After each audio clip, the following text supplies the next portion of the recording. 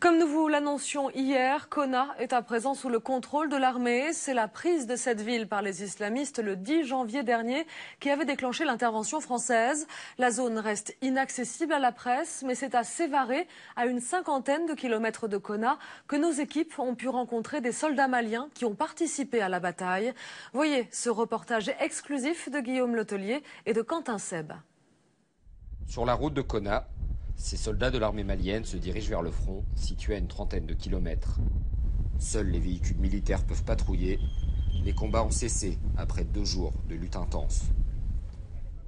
Les militaires assurent contrôler la ville, qui reste interdite d'accès à la presse. En attendant, les soldats maliens sont fiers de nous montrer leur prise de guerre.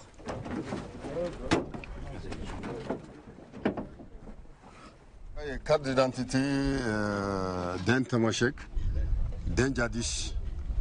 Mais la carte d'identité a été établie à Kidal le 11-11-2010. Ça, c'est un drapeau des éléments Amsardine. Là, c'est écrit La ilaha illallah Muhammad Rasulullah. Dans leur fuite, les djihadistes ont abandonné leur armement.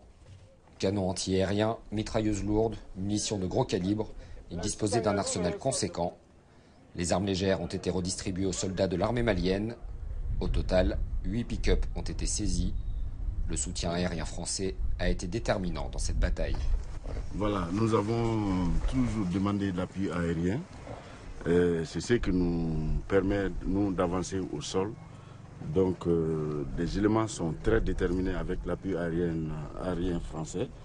Et ça a facilité, ça nous a permis quand même aux éléments de prendre Konna avec beaucoup d'acharnement du côté de Ansardine, Moujao, Acmi et autres. Cet homme était en première ligne. Jeudi dernier, il est tombé avec son unité dans une embuscade à l'entrée de la ville. Son doigt a été sectionné par une balle. Je suis blessé lors du combat à Konna.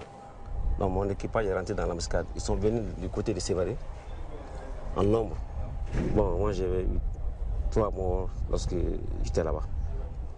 J'ai pleuré parce qu'il y a des amis qui sont morts devant moi.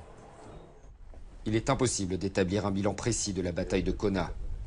Confortée par cette victoire, l'armée malienne reste vigilante. Il resterait dans les alentours de la ville de petits groupes mobiles capables de monter des embuscades.